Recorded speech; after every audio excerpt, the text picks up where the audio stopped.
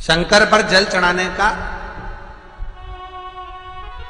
जो भाव वर्णित किया जाता है कि हम शंकर को मंदिर में जाकर जल चढ़ाते हैं तो खड़े खड़े चढ़ाएं कि बैठकर चढ़ाएं।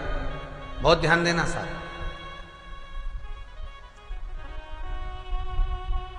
शंकर में मंदिर में जाकर हम भगवान शंकर को जल चढ़ाएं तो खड़े होकर चढ़ाएं कि बैठकर चढ़ाएं।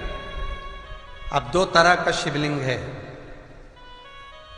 मंदिरों में, दो तरह का शिवलिंग का निर्माण होता है, ठीक है। एक विष्णु शिवलिंग, एक शक्ति पार्वती शिवलिंग।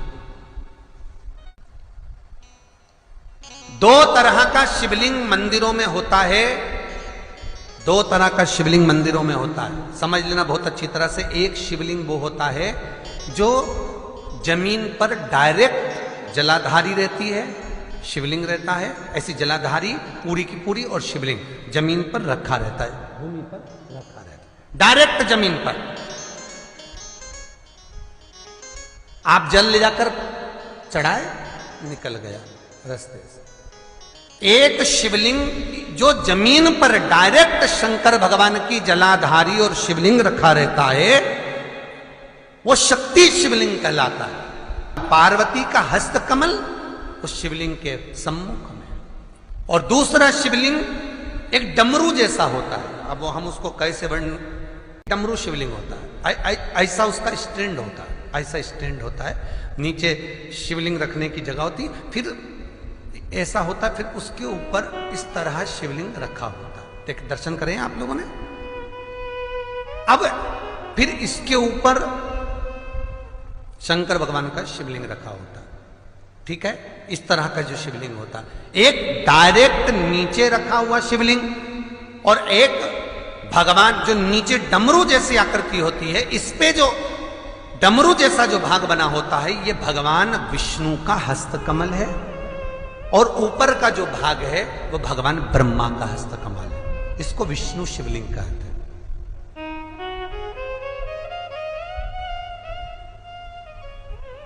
इसको हरीश्वर महादेव भी कहा जाता है। कौन सा महादेव कहते हैं? हरि सर्वेश्वर महादेव। हरीश्वर महादेव भी कहते हैं, हरि सर्वेश्वर भी कहते हैं। तो डमरू जैसा जो शिवलिंग का निर्माण हुआ है मंदिर में, अगर शिवलिंग ऊंचा है, शिवलिंग थोड़ी सी हाइट पर है, ऊंचाई पर है, और डमरू जैसा भाग फिर उसके ऊपर जलाधारी के बाद शिवलिंग निर्माण किया गया है, तो वो विष्णु शिवलिंग कहलाएगा, वो हरीश्वर शिवलिंग कहलाएगा, वो हरि वंश शिवलिंग कहलाएगा, हरीश्वर कहलाएगा। और जो डायरेक्ट सीधे जो रखा हुआ है, 12 ज्योतिर्लिंग के अगर आप दर्शन करेंगे तो कहीं पर भी आपको विष्णु शिवलिंग नहीं मिलेगा, केवल एक नागेश्वर को छोड़कर जम के बोलिए, केवल एक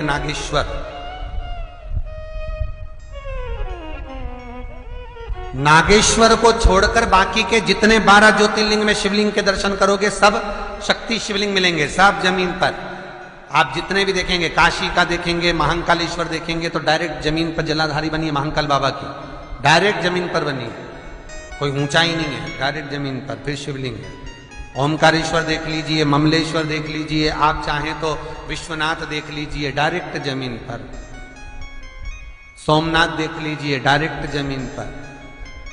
केदारेश्वर देख लीजिए, डायरेक्ट जमीन पर। भीमाशंकर, वैद्यनाथ, डायरेक्ट। आप वैद्यनाथ जी के लाइव प्रसारण कभी चालू कर देखना, डायरेक्ट जमीन पर, डायरेक्ट। तो जितने भी शिवलिंग हैं सारे के सारे शक्ति शिवलिंग हैं। जो डमरू के भाग पर रखा हुआ है वो हरीश्वर शिवलिंग, विष्णु के हस्तकमल पर जो रखा है, तो शास्त्र कहता है आप शक्ति शिवलिंग का जब जब अभिषेक करें, बहुत ध्यान रखना अपनी जिंदगी में इस प्रसंग को श्रावण के महीने में बहुत ध्यान रखना। आपके आसपास में भी मंदिर हो तो उस पर ध्यान रखना। जो शक्ति शिवलिंग हो उस पर जब भी जल चढ़ाना तो बैठकर चढ़ाना, बैठकर चढ़ाना। शक्ति शिवलिंग पर जब भी जल चढ़े, भले शिवलिंग कितना भी ऊंचा हो, कितना भी ऊंचा हो, तो संघी से चढ़ा दो, पर जल बैठ कर चढ़ाइए। भले शिवलिंग ऊपर है, पूरा तरह से हाथ नहीं पहुंचा, जैसे सोमनाथ जी में अब शिवलिंग कितना बड़ा है, महाकालेश्वर का शिवलिंग कितना बड़ा है, तो उसको तो बैठकर स्नान नहीं करा सकते। भले शिवलिंग कितना भी ऊंचा हो, पर अगर भूमि टच है, शिवलिंग अगर भूमि टच है, शक्ति शिवलिंग है, तो भले आधा शिवलिंग नहाए, आधे पर पानी जाए, पर बैठकर ही स्नान कराया जाता है। और महाराज यदि हरीश्वर शिवलिंग है, अर्थात भगवान विष्णु के हस्त कमल पर, ब्रह्मा के हस्त कमल पर यदि शिवलिंग है, तो वो शिवलिंग का जब भी स्नान कराएंगे, अभिषेक कराएंगे, पूजन कराएंगे, तो खड़े होकर ही करना है। और खड़े होने का भी तरीका होता है, दोनों चरण बराबर में रखकर कभी भी शंकर भगवान के शिवलिंग का स्नान नहीं कराया जाता। दोनों चरण बराबर रखकर, अगर हरीश्वर शिवलिंग है, किसी मंदिर में शंकर को जल चढ़ाने के लिए आप गए हो और शंकर को जल चढ़ा रहे हो, तो हरीश्वर अगर शिवलिंग है तो दोनों पांव बराबर रखकर नहीं, एक सीधा चरण थोड़ा सा आगे रखिए और उल्टा चरण थोड़ा सा पीछे रखकर भगवान शंकर का जलाभिषेक करने पर लक्ष्मी जैसे अपने चरण रहते हैं, भगवान शंकर उसी तरह से लक्ष्मी को दौड़ाते हुए अपने घर में प्रवेश कराते। लक्ष्मी भागती हुई, अगर जो पुष्टि मार्ग से जुड़े होंगे, जो भगवान ठाकुर जी की सेवा करते हैं, पुष्टि मार्ग से जुड़े हों, श्रीमद वल्लभाचार्य जी से, वल्लभ कुल बालकों से जिनका ब्रह्म संबंध हुआ है, ऐसे अगर जीव हैं, वैष्णव जीव हैं, तो वो दर्शन करते होंगे ठाकुर जी, यमुना जी और महाप्रभु जी का। तो कैसा दर्शन करेंगे? श्रीनाथ जी का दर्शन करेंगे तो दोनों पांव श्री जी बाबा के, मेरे ठाकुर जी के बराबर पर है, नाथ द्वारा वाले श्री जी बाबा के, गोवर्धन नाथ जी के दोनों पांव चरण बराबर। श्रीमद वल्लभाचार्य जी का दर्शन करेंगे तो दोनों चरण बराबर के फोटो में मिलेंगे। पर यमुना जी का अगर आप दर्शन करेंगे, पटरानी यमुना जी का जब दर्शन करेंगे, तो यमुना जी का चित्र का दर्शन करेंगे, तो यमुना हमेशा एक पांव यमुना जी का आगे मिलता है। क्यों? जो वैष्णव ठाकुर का दर्शन करे, श्रीमद वल्लभाचार्य जी के अनुसार भगवत चर्चा करे, उसके यहाँ यमुना भक्ति निरंतर प्रवेश करती जाए, इसलिए भागता हुआ चरण, दौड़ता।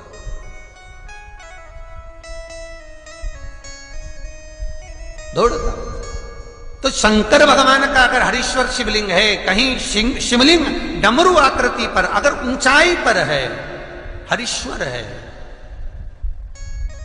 तो फिर जल खड़े होकर चढ़ाए, चरण आगे पीछे।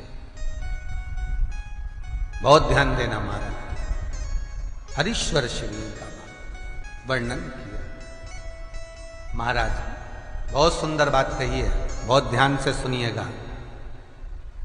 शक्ति शिवलिंग के ऊपर जो जलाधारी लगती है, शक्ति शिवलिंग के ऊपर जो जलाधारी लगती है, वो 5 मिनट, 10 मिनट, आधा घंटा रखकर 24 घंटे के लिए हटा सकते हो। शक्ति शिवलिंग के ऊपर जो जलाधारी लगती है, वो 15-20 मिनट रखकर, आधा घंटा रखकर आप हटा सकते हो।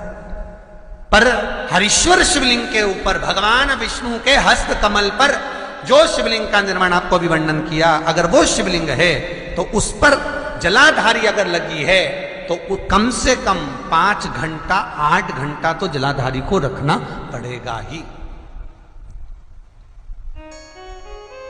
बहुत ध्यान दीजिए महाराज। शंकर जी की प्राण प्रतिष्ठा करते समय, शंकर जी की स्थापना करते समय, शंकर जी को प्राण प्रतिष्ठित करते समय एक एक चीज का ध्यान करना पड़ता है कि हमें कैसा शिवलिंग रखना है, कौन सा शिवलिंग रखना है, कैसे स्थापना करना है, किस भाव का होना चाहिए। शंकर के मंदिर में शंकर जी विराजे हैं, तो गणेश जी, कार्तिकेय और पार्वती की मुद्रा कैसी होना चाहिए, गणेश जी कौन सी सूंड का होना चाहिए।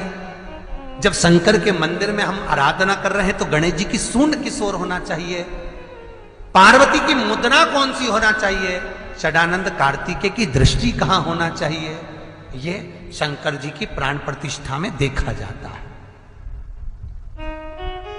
केवल मूर्ति वाले ने बाजार में मूर्ति बनाकर बेच दी और तुम गए हमें शंकर जी का परिवार दे दो, हमारे मंदिर है छोटा सा, मैं वहां प्रतिष्ठा करना है। तुम बाजार में गए और शंकर जी का परिवार लेकर आ गए, शंकर जी लिया, कार्तिक के लिया, पार्वती जी लिया, गणेश जी लिया और स्थापना करवा दी पंडित जी से। और बाद में बोली हमको थोड़ी कष्ट हो रहा है, हमको थोड़ी तकलीफ हो रही है, कहीं ये हम जब से लाए इससे तो नहीं हो रही, कहीं इससे तो नहीं। नहीं, गलती तुम्हारी है। तुम तो बस गई और लेकर आ गई। यहां तक शिव महापुराण की कथा कहती है कि तुम्हारे घर की मूर्ति जितनी पुरानी होती है उतना सुख देती है। आपको पहले भी कथा में कहा, दिया और मूर्त पुरानी होगी चलेगी।